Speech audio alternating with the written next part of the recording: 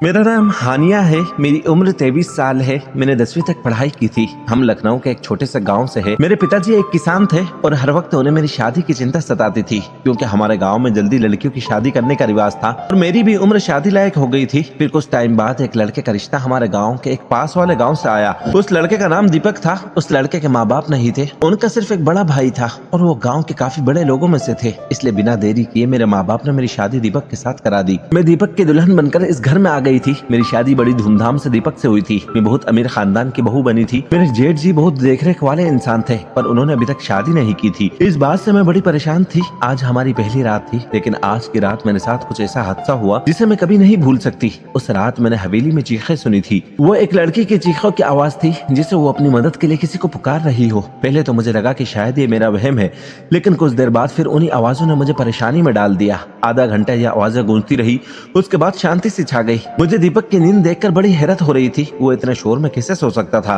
लेकिन कुछ देर बाद आवाजें आनी बंद हो गई। मैं दोबारा से लेट गई और अब मेरी आंखों से नींद कोसों दूर जा चुकी थी। मेरा दिमाग बार बार उस चिल्लाने वाली लड़की की तरफ जा रहा था।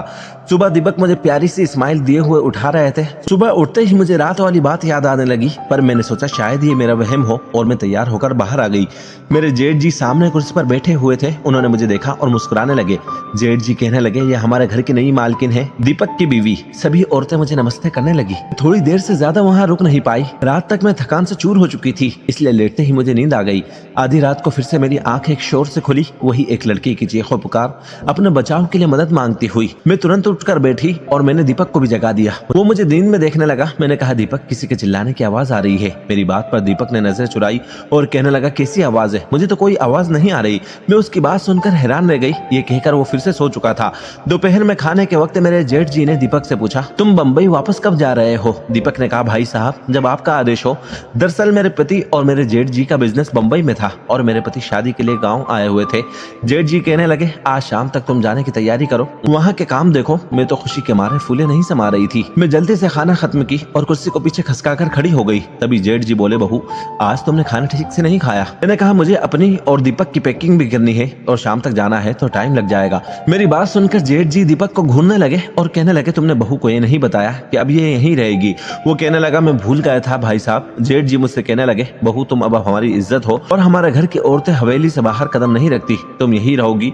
मेरे पति शाम को बम्बई के लिए निकल चुका था और मैं अकेली रह गई। अगली रात को चिल्लाने की आवाज सुनकर मैं उठकर खड़ी हो गई और दबे पांव अपने कमरे के दरवाजे के पास आई और धीरे से दरवाजा खोला। मुझे वो आवाज ऊपर की मंजिल से आ रही थी। मैं धीरे से चलती हुई ऊपर चढ़ गई। जब मैं उन आवाजों का पीछा करते हुए आगे बढ़ी तो सामने कमरे को देखकर मेरे होश उड़ गए। वो तो मेरे जेठ जी का कमरा था, जहाँ से लड़कियों की चीखने की आवाजें आ रही थी। मेरे चेहरे का रंग उड़ चुका था। मैं वापस नीचे आ गई। मैं उनके बारे में इस तरह से सोच भी नहीं सकती थी। मेरी आंखों से आंसू बहने लगे। मैं अपने बेड पर बैठकर रोने लगी। गाँव वाले मेरे जेठ जी की बहुत इज्जत किया करते थे। फिर ये सब क्या था? ये उनका कौन सा रूप था जो आज मैंने अपनी आंखों से देखा था? मेरी पूरी रात जागते हुए गुजरी थी। अब मैं सोच चुकी थी कि मैं उनका पर्दाफाश करके रहूंगी, लेकिन मैं नहीं जानती थी कि मैं अपने लिए कितनी बड़ी मुसीबत खड़े करने जा रही हूँ। सुबह होते ही मैंने अपने पति को फोन किया और कहा, वो आवाजें गाँव की मासूम लड़कियों की है जो तुम्हारे पिता जैसे भाई की हवस का निशाना बनते हैं। मेरे मुंह में जो आ रहा था मैं सब अपने पति से कह दिया। मेरी बात सुनकर वो गुस्से में आ गया और कहने लगा, अपनी जुबान बंद कर रखना, जैसे हवेली के सभी लोग करके रखते हैं। मैंने फोन बंद कर दिया, क्योंकि बुराई होता देखकर मैं ऐसा चुप नहीं रह सकती थी। मुझे बस एक सबूत चाहिए था। अगली रात जेठ के कमरे के बाहर की खिड़की खुली हुई थी। मैं उस खिड़की के जरिए उस कमरे में पहुंच गई। मैं उसी खिड़की के पास एक कोने में छुप गई। रात के 1 बजे करीब मेरे जेठ उस कमरे में आए और सामने सोफे पर बैठ गए।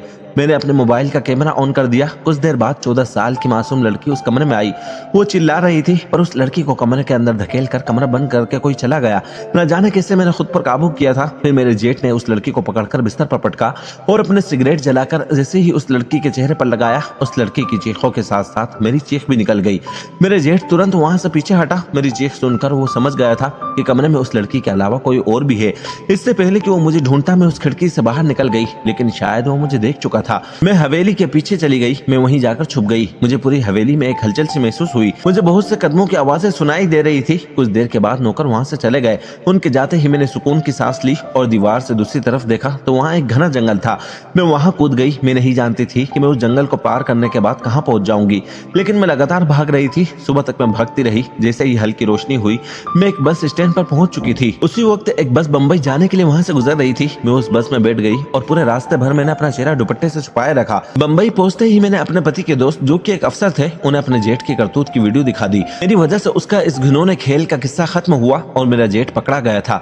वो लोग गाँव की कम उम्र की लड़कियों के साथ गलत करके उसे दूसरे देश भेजते थे और कुछ को मार देते थे। मेरे पति को भी मेरी इस दिलेरी पर बहुत फख्र था और उन्होंने भी मेरा बहुत साथ दिया था।